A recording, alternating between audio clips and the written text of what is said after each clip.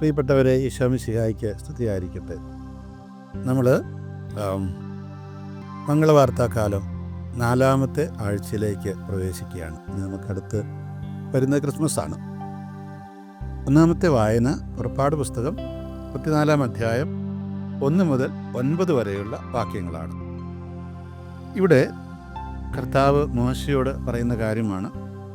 അവിടെ ആദ്യം മോശയ്ക്ക് സീനായി മലയിൽ വെച്ച് കൊടുത്ത 2 കൽപ്പലകൾ, അത് താഴേക്ക് ഇറങ്ങി വന്നപ്പോൾ അഹ്റോൻ്റെ നേതൃത്വത്തിൽ ഇസ്രായേൽക്കാർ കാളക്കുട്ടി ആരാധിക്കുന്നുണ്ട്. അവന് ദേഷ്യം വന്നിട്ട് എറിഞ്ഞ് പൊട്ടിച്ച ആ കഥ നമുക്കറിയാം. മോശയോട് ദൈവം പറഞ്ഞു, ആദ്യത്തേത് പോലുള്ള 2 കൽപ്പലകൾ ചെത്തിയെടുക്കുക, എന്നിട്ട് അതുമായിട്ട് മോശ മുകളിലേക്ക് പോവുകയാണ്. എന്നിട്ട് അവിടെ സംഭവിക്കുന്ന എന്താണ്? കർത്താവ് മേഘത്തിലിറങ്ങി വന്ന് അവൻ്റെ അടുക്കൽ നിൽക്കുകയും കർത്താവ് എന്ന തൻ്റെ നാമം പ്രഖ്യാപിക്കുകയും ചെയ്തു. ഈ കർത്താവായ ദൈവമെന്ന് നമ്മൾ നിരന്തരമായിട്ട് പറയുമല്ലോ, അത് ആദ്യമായിട്ട് വെളിപ്പെടുത്തിയത് ഈ പറയുന്ന മോശയോടാണ്. നമ്മളെപ്പോഴും ഈശോയും കർത്താവേ എന്നാണ് വിളിക്കുന്നത്. അതിനർത്ഥം ഇത് തന്നെയാണ്. ആ പഴയ നിയമത്തിൽ വെളിപ്പെടുത്തപ്പെട്ട ദൈവം തന്നെയാണ്. അതുകൊണ്ട് ഈ കർത്താവ് എന്ന് പറയുന്ന ഒരു പൊതു പേരല്ല, ജനറിക് നെയിം എന്ന് പറയും, അതല്ലത്. നമ്മൾ ആരാധിക്കുന്ന ദൈവത്തിൻ്റെ പേരാണ് യഥാർത്ഥത്തിൽ കർത്താവ് എന്നുള്ളത്. ആ കർത്താവിനെ അങ്ങനെ പഴയ നിയമത്തിൽ അവർ യഹോവ എന്നുള്ള വാക്കല്ല, യാഹ്വേ എന്നുള്ള വാക്ക് ഒരിക്കലും ആ വാക്ക് ഉച്ചരിക്കില്ലായിരുന്നു. പകരം അവർ എലോഹിമെന്നും അഡോണായി എന്നും അങ്ങനെ പല പേര് പറയുക. കാരണം ദൈവത്തിൻ്റെ നാമം എന്ന് പറഞ്ഞാൽ ദൈവം തന്നെയായിട്ടാണ് അവർ കണക്ക് കൂട്ടുന്നത്. അങ്ങനെ ദൈവത്തിൻ്റെ നാമം ഉച്ചരിക്കാനായിട്ട് അവർക്ക് അത് ആ ദൈവത്തോടുള്ള ബഹുമാനം, ഭക്തി കൊണ്ട് അവർക്ക് സാധിക്കില്ല. അതുകൊണ്ടാണ് അവർ മറ്റു പേരുകൾ ഉപയോഗിച്ചിരുന്നത്. അപ്പോൾ ഇങ്ങനെ യാഹ്വേ നമുക്കറിയാം, അതിൻ്റെ പേര് ആയിരിക്കുന്നവൻ ഞാനാണ് ആയിരിക്കുന്നതാണ്. ഇവിടെ കർത്താവ് എന്ന് പറയുമ്പോൾ യഥാർത്ഥത്തിൽ എന്നെ സൃഷ്ടിച്ചവൻ, എന്നെ പരിപാലിക്കുന്നവൻ എല്ലാം എൻ്റെ, അതാണ് അർത്ഥമാക്കുന്നത്. അതുകൊണ്ട് ഈ പറയുന്ന യാഹ്വേ തന്നെയാണത്. അതുകൊണ്ടാണ് പമത്തിലെ പറഞ്ഞത്, എൻ്റെ കർത്താവേ, എൻ്റെ ദൈവമേ, എന്നെ പരിപാലിക്കുക, എന്നെ സൃഷ്ടിച്ചും പരിപാലിക്കുന്ന എല്ലാം ദൈവമാണ്. അപ്പോഴാ കർത്താവ് എന്ന് തൻ്റെ നാമം പ്രഖ്യാപിച്ചത് ഈ മോശയോടാണ്. പിന്നെ ഈ കർത്താവിനെക്കുറിച്ച് എങ്ങനെയൊക്കെയാണ് ഇവിടെ പറഞ്ഞിരിക്കുന്നത്? അവിടുന്ന് ഇപ്രകാരം ഉദ്ഘോഷിച്ചുകൊണ്ട് അവൻ്റെ മുമ്പിലൂടെ കടന്നുപോയി.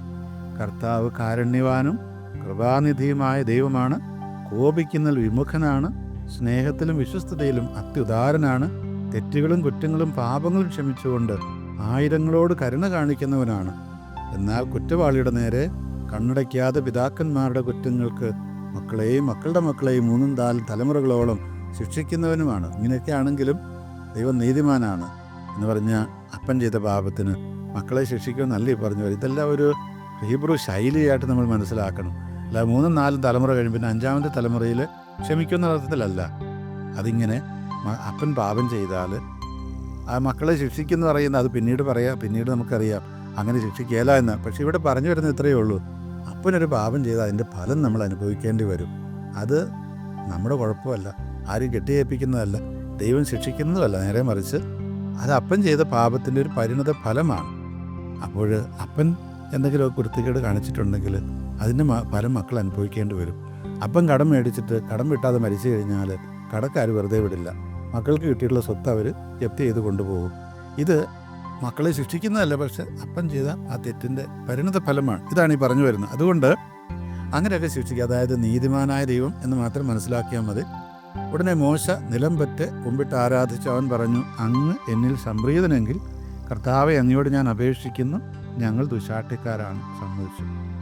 അങ്ങനെയാണെങ്കിലും അങ്ങ് ഞങ്ങളോട് കൂടെ വരണമേ, ഞങ്ങളുടെ കുറ്റങ്ങളും പാപങ്ങളും ക്ഷമിക്കുകയും ഞങ്ങളെ അങ്ങയുടെ സ്വന്തമായി സ്വീകരിക്കുകയും ചെയ്യണമേ. മോശ എന്തോരം താഴ്ന്ന് ആണ് അപേക്ഷിക്കുന്നത്. മോശയ്ക്ക് വേണ്ടിയല്ല, മോശയുടെ കുഴപ്പം കൊണ്ടുമല്ല. മോശ ചിലപ്പോൾ ദേഷ്യമൊക്കെ പെട്ടിട്ടെങ്കിലും ഇവിടെ പറയുന്നത് ജനത്തിന് വേണ്ടിയിട്ടാണ്. ദൈവം പറഞ്ഞു, ഞാൻ വരികയില്ല, ഞാൻ കൂടെ വന്ന് ഇവരെ ഞാൻ അന്ന് നശിപ്പിച്ചു കളയും. അപ്പോഴാണ് മോശ പറയുന്നത്, ദൈവമേ, അങ്ങനെയല്ല, അങ്ങ് തന്നെയല്ലേ എന്നോട് പറഞ്ഞ് ജനത്തെ ഈജിപ്തിൽ നിന്ന് കൊണ്ടുവന്നത്. എന്നിട്ട് ഇവരെ വഴിക്ക് വെച്ച് കൊന്നുകളഞ്ഞാൽ തീർച്ചയായിട്ടും മറ്റു ജാതിക്കാർ എന്തു പറയും? നീ അവരെ ചതിച്ചു കൊല്ലരം കൊണ്ടുവന്ന് പറയുകയല്ലേ. അതുകൊണ്ട് അങ്ങനെയൊന്നും ചെയ്യരുത്, നിന്നോട് ഞാൻ അപേക്ഷിക്കുകയാണ്. ശരിയാണ്, ഞങ്ങൾ ദുശാഠ്യക്കാർ തന്നെയാണ്, എങ്കിലും അങ്ങ് ഞങ്ങളോട് കൂടെ വരണമേ, ഞങ്ങളുടെ കൂടെ വരണം, അല്ലാതെ ഞങ്ങൾ പോവില്ല. മോശ പറയും, അങ്ങ് ഞങ്ങളുടെ കൂടെ വരുന്നില്ല, ഞങ്ങൾ പോവില്ല. ഈശോ നമ്മൾ ജനിക്കുന്നു എന്ന് പറയുമ്പോൾ അർത്ഥമാകുന്ന എന്താണ് പ്രിയപ്പെട്ടവരെ? നമ്മൾ ദൈവത്തെ കൂടെ വരാൻ വിളിക്കുകയാണ്. നമ്മൾ ജനിപ്പിക്കുകയാണ്, നമ്മുടെ ഭാഗമായി തീരുകയാണ് ഈശോ.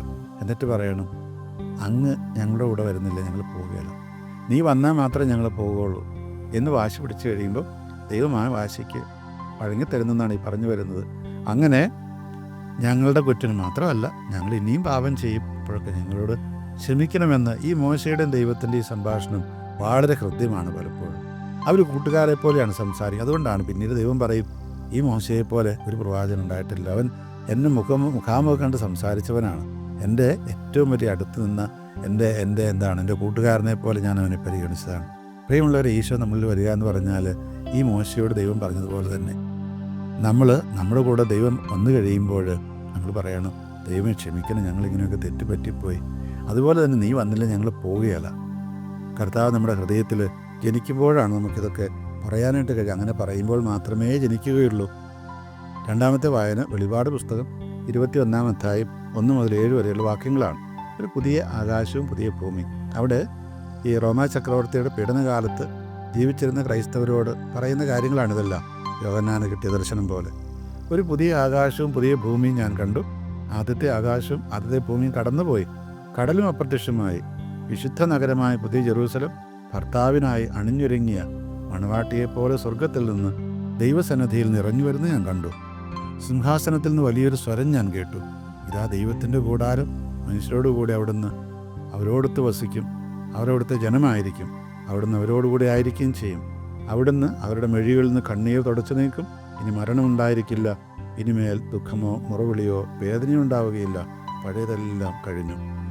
ഇവിടെ ഒരു കാര്യം ശ്രദ്ധിക്കുക. ഞാൻ കണ്ടു, സിംഹാസനത്തിൽ നിന്ന് വലിയൊരു സ്വരം ഞാൻ കേട്ടു, ഇതാ ദൈവത്തിൻ്റെ കൂടാരം മനുഷ്യരോടുകൂടെ എന്ന്, അവരോടൊത്ത് അവൻ വസിക്കും, അവർ അവിടുത്തെ ജനമായിരിക്കും, അവിടുന്ന് അവരോടുകൂടി ആയിരിക്കുകയും ചെയ്യും, അവിടുന്ന് അവരുടെ മെഴുകും എന്നെല്ലാം പറയുകയാണ്. അതായത് ഈ പറഞ്ഞ മോശ പറഞ്ഞതുപോലെ തന്നെ പിന്നീട് നമുക്കറിയാം, ഈ യോസേപ്പിന് കിട്ടുന്ന ആ ഒരു ദർശനമൊക്കെ ഉണ്ടല്ലോ, ഈശോ ജനിക്കുമെന്ന് പറഞ്ഞ് മറിയത്തിന് കിട്ടുന്ന ദർശനം. അവിടെ പറയുന്നത് എന്താണ്? യഥാർത്ഥത്തിൽ അവൻ എമ്മാനുവേലായിരിക്കും. അതെവിടെയാണ് പറയുന്നത്? യെശയ്യാ പ്രവാചകന്റെ പുസ്തകത്തിൽ പറയുന്ന കാര്യമാണത്. അവിടെ എമ്മാനുവേൽ പ്രവചനം. എമ്മാനുവേൽ എന്ന് പറഞ്ഞാൽ, അമ്മാനുവേൽ എന്ന് പറയുന്നത് ദൈവം നമ്മോടുകൂടെ എന്നാണ് ആ വാക്കിനർത്ഥം. അമ്മാനുവേൽ എന്ന് പറഞ്ഞാൽ ദൈവം, അമ്മനു നമ്മളോടുകൂടെ. അങ്ങനെ ദൈവം നമ്മോടുകൂടെ എന്നർത്ഥമുള്ള അവൻ നമ്മുടെ കൂടെ വരും, നമ്മുടെ ഇടയിൽ കൂടാരമടിക്കും. ആ പറയുന്ന പ്രവചനത്തിൽ നിന്നാണ് ഈ പറയുന്നത്. കൂടാരമടിക്കുക എന്ന് പറഞ്ഞാൽ എന്താണ്? നമ്മുടെ ഇടയിൽ വന്ന് വസിക്കും. കൂടാരം ഒരു സ്ഥിരമായ വീടല്ല. നമ്മൾ ഇതിലേക്ക് പോകുന്നു, അവിടെയൊക്കെ വരികയും നമ്മളോട് കൂടി ആയിരിക്കുകയും ചെയ്യും. എവിടെ ചെന്ന് നിന്നാലും അവിടെയൊക്കെ ഇവൻ വന്ന് ആ കൂടാരമടിച്ച് നമ്മളോടുകൂടി താമസിക്കും. അവൻ നമ്മളോട് കൂടെ നടക്കുന്ന ദൈവമാണ്. ആദ്യം പറഞ്ഞതുപോലെ ഇവൻ നമ്മളോട് കൂടി നടന്ന് നമ്മൾ എവിടെയൊക്കെ താമസിക്കുന്നു അവിടെയൊക്കെ പോയി കൂടാരമടിക്കും. നമ്മൾ കൂടെ കൊണ്ടുപോകണമെന്ന് മാത്രം. അവനെ നമ്മൾ ആട്ടി ഓടിച്ചു കഴിഞ്ഞാൽ വരാൻ സാധിക്കില്ല. അല്ലെങ്കിൽ കല്ല് പറക്കി എറിഞ്ഞാൽ അവന് വരാൻ സാധിക്കില്ല. ഈ ആട്ടി ഓടിക്കലും കല്ല് പറക്കലൊക്കെ എന്താണ്? നമ്മുടെ ജീവിതത്തിൽ വരുന്ന തെറ്റുകളാണ്, നമ്മുടെ പ്രയാസങ്ങൾ, പാപങ്ങളാണ്, തിന്മകളാണ്. അതെല്ലാം ഉണ്ടെങ്കിൽ ഈശോയ്ക്ക് ഒരിക്കലും നമ്മുടെ കൂടെ വരാൻ കഴിയില്ല. കാരണം അവൻ പരമപരിശുദ്ധി തന്നെയാണ്. ആ പരമപരിശുദ്ധി തന്നെയായവൻ നമ്മളോട് കൂടെ വരണമെങ്കിൽ നമ്മളും ആ പരിശുദ്ധിയിലേക്ക് ഉയർന്നേ മതിയാകൂ. അങ്ങനെ ആകുമ്പോൾ മാത്രമേ അവൻ നമ്മുടെ കൂടെ വന്ന് നമ്മുടെ കണ്ണീരൊക്കെ തുടച്ചു കളയുകയുള്ളൂ. നമ്മൾ ദൈവത്തോട് പ്രാർത്ഥിക്കുമ്പോൾ ഓർക്കണം, ആ ദൈവത്തിൻ്റെ പ്രാർത്ഥന അല്ലെങ്കിൽ അനുഗ്രഹം നമ്മുടെ ജീവിതത്തിലേക്ക് പ്രവേശിക്കണമെങ്കിൽ നമ്മളിൽ ചില ഡിസ്പൊസിഷൻസ്, ചില അവസ്ഥാ മാറ്റങ്ങൾ ഉണ്ടാകണം. അതുകൊണ്ടാണ് ഈ ജ്ഞാനത്തിൻ്റെ പുസ്തകം 1-ാം അധ്യായം 4-ാം വാക്യം പറയും, കപട ഹൃദയത്തിലേക്ക് ജ്ഞാനം പ്രവേശിക്കില്ല. ജ്ഞാനം എന്ന് പറയുന്നത് പരിശുദ്ധാത്മാവ്, അതാണ്, ദൈവം തന്നെയാണത്. ആ ദൈവം പ്രവേശിക്കണമെങ്കിൽ കാപട്യമില്ലാത്ത ഹൃദയമായിരിക്കും. അതുകൊണ്ടാണ് നമ്മുടെ ഈ മിഴികളിൽ നിന്നൊക്കെ കണ്ണീരൊക്കെ തുടച്ചു മാറ്റാൻ അവനുണ്ടായിരിക്കണമെങ്കിൽ സ്വാഭാവികമായിട്ടും അവന് നമ്മുടെ കൂടെ വന്ന് ഈ കൂടാരമടിച്ച് വസിക്കാൻ, അമ്മാനുവേലാകാനുള്ള സാഹചര്യം നമ്മൾ കൊടുക്കണമെന്നുള്ളതാണ്. പിന്നെ പറയുകയാണ്, ആദ്യം അന്തവും ഞാനാണ്, ദാഹിക്കുന്നവന് ജീവജലത്തിൻ്റെ ഉറവയിൽ നിന്ന് സൗജന്യമായി ഞാൻ കൊടുക്കും. വിജയം വരിക്കുന്നവന് ഇവയെല്ലാം അവകാശമായി ലഭിക്കും. ഞാനവന് ദൈവവും അവനെനിക്ക് മകനുമായിരിക്കും. ജീവജലത്തിൻ്റെ ഉറവ. കർത്താവ് തന്നെ പറഞ്ഞു, ഞാനാണ് ഈ ജീവജലം. ദാഹിക്കുന്നവനൊക്കെ എന്നിൽ നിന്ന് കുടിക്കട്ടെ. ഞാനാണ് പ്രകാശം, എൻ്റെ പ്രകാശം നടക്കട്ടെ. ചുരുക്കത്തിൽ ഈ ദൈവപുത്രൻ നമ്മുടെ ഇടയിൽ വന്ന് അമ്മാനുവേലാകുമ്പോൾ, കൂടാരമടിക്കുമ്പോഴാണ് നമുക്കിതെല്ലാം സാധ്യമാകുന്നത്. അതിനുള്ള അവസരം നമ്മൾ ചെയ്തു കൊടുക്കുക എന്നുള്ളതാണ്. സുവിശേഷം, മത്തായിയുടെ സുവിശേഷം 1-ാം അധ്യായം 18 മുതൽ 24 വരെയുള്ള വാക്യങ്ങളാണ്. ഇവിടെ ജോസഫിന് കിട്ടുന്ന ആ ദർശനമാണ്. അല്ല, നമുക്കറിയാവുന്ന കാര്യങ്ങളാണ്. ജോസഫിന് ഇങ്ങനെ ഉറക്കത്തിൽ മാലാഖ പ്രത്യക്ഷപ്പെട്ട്, ദൂതൻ പ്രത്യക്ഷപ്പെട്ട് പറയുന്നു, നിൻ്റെ ഭാര്യ അവൾ ഗർഭിണിയാവുകയാണ്. അപ്പോൾ ജോസഫിനാകെ പേടിയായി. കാരണം എന്താണ്? നിവൃത്തിയില്ല. യഹൂദ നിയമം അനുസരിച്ച്, ലേവ്യ നിയമം അനുസരിച്ച് അവളെ കല്ലെറിഞ്ഞ് കൊല്ലാൻ കൊടുക്കണം. വരുന്നവർ പോകുന്നവരെല്ലാം അവളെ കല്ലെറിയും. അത് ജോസഫിന് സഹിക്കുന്നില്ല. അപ്പോൾ ജോസഫ് എന്താ ചിന്തിക്കുന്നത്? അവളുടെ ഭർത്താവായ ജോസഫ് നീതിമാനാകിയാലും അവളെ അപമാനിതയാക്കാൻ ഇഷ്ടപ്പെടാകിയാലും അവളെ രഹസ്യമായി ഉപേക്ഷിക്കാൻ തീരുമാനിച്ചു. നമ്മൾ ചിന്തിച്ച് നോക്കുക, ജോസഫ് ഇവളെ മറിയത്തിനെ കല്ലെറിഞ്ഞ് കൊല്ലാനായിട്ട് കൊടുത്തിരുന്നെങ്കിൽ ഒരു പ്രശ്നവും ഉണ്ടാവില്ലായിരുന്നു. നേരെ കൊടുത്തേച്ചാൽ മതി, ഒരു പ്രശ്നമില്ലാതെ ആളുകൾ വന്ന് കല്ലെറിഞ്ഞ് കൊന്നോളും. ജോസഫിന് നീതിമാനായിട്ട് അവരുടെ ദൃഷ്ടിയിൽ നീതിമാനായി, കാരണം നിയമം അനുസരിച്ചല്ലോ. പക്ഷെ ഇവിടെ പറയുന്നത് ജോസഫ് നീതിമാനാകിയാലും അവളെ അപമാനിതയാക്കാൻ ഇഷ്ടപ്പെടായികയാലും അവളെ രഹസ്യത്തിൽ ഉപേക്ഷിക്കാൻ തീരുമാനിച്ചു. ഏതായാലും കൂടെ കൊണ്ടുനടക്കാൻ പറ്റിയല്ല, ഇനി ഭാര്യയായിട്ട് സ്വീകരിക്കാനും പറ്റില്ല. പിന്നെ എന്താ ചെയ്യുക? അവൾക്ക് പരമാവധി അവമാനം കുറയ്ക്കാൻ ശ്രമിക്കുക. നമ്മളാണ് എന്ത് ചെയ്തത്? നമ്മൾ ആ നിയമം ഉപയോഗിച്ച് രക്ഷപ്പെടാൻ ശ്രമിക്കും. പക്ഷേ ജോസഫ് നീതിമാനായിരുന്നു. ഈ നീതിയെക്കുറിച്ച് പറയുമ്പോൾ നമ്മൾ ഓർക്കുക, എന്താ നീതി? അത് ദൈവത്തിൻ്റെ സ്വഭാവമാണ് നീതി എന്ന് പറയുന്നത്. ആ പ്രകൃതി, ദൈവത്തിൻ്റെ പ്രകൃതി, അവിടുത്തെ ഛായയിലെ സാദൃശ്യത്തിലുമാണ് നമ്മൾ സൃഷ്ടിക്കപ്പെട്ടത്. ആ ഛായയും സാദൃശ്യവും നമ്മളിൽ ഉണ്ടാക്കുന്ന ഒരു അവസ്ഥാവിശേഷമാണ് ഈ നീതിബോധം. അപ്പോൾ ജോസഫ് അങ്ങനെ നീതിമാനായിരുന്നു.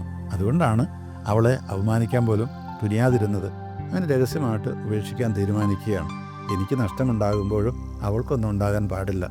പക്ഷേ ദൂതൻ വീണ്ടും പറയുകയാണ്, ജോസഫെ അങ്ങനെ മറിയത്തെ ഭാര്യയായി സ്വീകരിക്കാൻ നീ മടിക്കൊന്നും വേണ്ട. കാരണം അവൾ ഗർഭം ധരിച്ചിരിക്കുന്ന ഒരു മനുഷ്യനിൽ നിന്നത് പരിശുദ്ധാത്മാവിൽ നിന്നാണ്. അവളൊരു പുത്രനെ പ്രസവിക്കും, നീ അവന് ഈശോ എന്ന് പേരിടണം. എന്തെന്നാൽ അവൻ തൻ്റെ ജനത്തെ അവരുടെ പാപങ്ങളിൽ നിന്ന് മോചിപ്പിക്കും. കന്യക ഗർഭം ധരിച്ചൊരു പുത്രനെ പ്രസവിക്കും. ദൈവം നമ്മോടുകൂടി അർത്ഥമുള്ള എമ്മാനുവേൽ എന്ന് അവൻ വിളിക്കപ്പെടും എന്ന് കർത്താവ് പ്രവാചകൻ മുഖേന അരുളി ചെയ്തത് പൂർത്തിയാകാൻ വേണ്ടിയാണ് ഇതെല്ലാം സംഭവിച്ചത്. നമ്മൾ മുമ്പേ പറഞ്ഞു ഈ എമ്മാനുവേൽ പ്രവചനം യെശയ്യാ പ്രവാചകൻ്റെ പുസ്തകത്തിൽ. അപ്പോഴത് നമുക്കറിയാം, അതെല്ലാം ഈ യോസഫ് വിശ്വസിച്ചു. മാത്രമല്ല ഈ ദൂതൻ തന്നോട് പറഞ്ഞ കാര്യങ്ങൾ വിശ്വസിച്ചു. അങ്ങനെ ജോസഫ് പൂർണ്ണമായിട്ടും ദൈവത്തിൽ വിശ്വസിച്ചത് കൊണ്ടാണ് അവൻ ഇങ്ങനെയെല്ലാം ചെയ്യാൻ കഴിഞ്ഞത്. നമ്മൾ സംശയിച്ചു കഴിഞ്ഞാൽ ശരിയാണോ, ഞാൻ കേട്ടത് ശരി തന്നെയാണോ, ഇതെങ്ങനെ തിരിച്ചറിയും എന്നൊക്കെ നമ്മൾ ചിന്തിച്ചു കഴിഞ്ഞാൽ പിന്നെ പ്രയാസമായി മാറും. പൂർണ്ണമായിട്ടും ദൈവത്തിന് വിധേയപ്പെടുക എന്നുള്ളതാണ്. അപ്പോൾ യഥാർത്ഥത്തിൽ നമ്മളിലേക്ക് ഈ രക്ഷകൻ വന്നു കഴിയുമ്പോൾ സംഭവിക്കുന്ന എന്താണ്? ഇപ്രകാരം ഈ ദൈവത്തിൻ്റെ വെളിപ്പെടുത്തലുകൾ, ദൈവത്തിൻ്റെ കൃപയൊക്കെ തിരിച്ചറിയാനായിട്ട് നമുക്ക് കഴിയും. ദൈവത്തോട് കൂടി നടക്കാൻ കഴിയും. ദൈവത്തിൻ്റെ വഴികൾ മനസ്സിലാക്കാൻ കഴിയും. ആ വഴികൾ നമ്മുടെ മക്കളോട് പറഞ്ഞു കൊടുക്കാൻ കഴിയും. അങ്ങനെ ദൈവം നമ്മളിൽ അമ്മനുവേലായിട്ട് ജനിക്കുമ്പോൾ, ഈശോയായിട്ട് ജനിക്കുമ്പോൾ നമ്മൾ എന്താ സംഭവിക്കുന്നത്? ഈശോ എന്ന് പറഞ്ഞാൽ, യഹോശുവ എന്ന് പറഞ്ഞാൽ ദൈവം നമ്മെ രക്ഷിക്കുന്നു എന്നാണ് അർത്ഥം. അങ്ങനെ ആ രക്ഷ നമുക്ക് കൈവരികയാണ് ചെയ്യുന്നത്. പ്രിയമുള്ളവരെ, ഈ ഈശോ നമ്മൾ ജനിക്കട്ടെ. അങ്ങനെ നമ്മൾ ഓരോരുത്തരും ഈശോ വിഭാവനം ചെയ്ത, ദൈവം വിഭാവനം ചെയ്ത ആ രക്ഷയുടെ ഉടമകളാകട്ടെ. ആ രക്ഷ ബാക്കി എല്ലാവർക്കും കൊടുക്കാനായിട്ട് നമ്മൾ പ്രാപ്തരായി തീരട്ടെ. ഈശോ മിശിഹായ്ക്ക് സ്തുതിയായിരിക്കട്ടെ.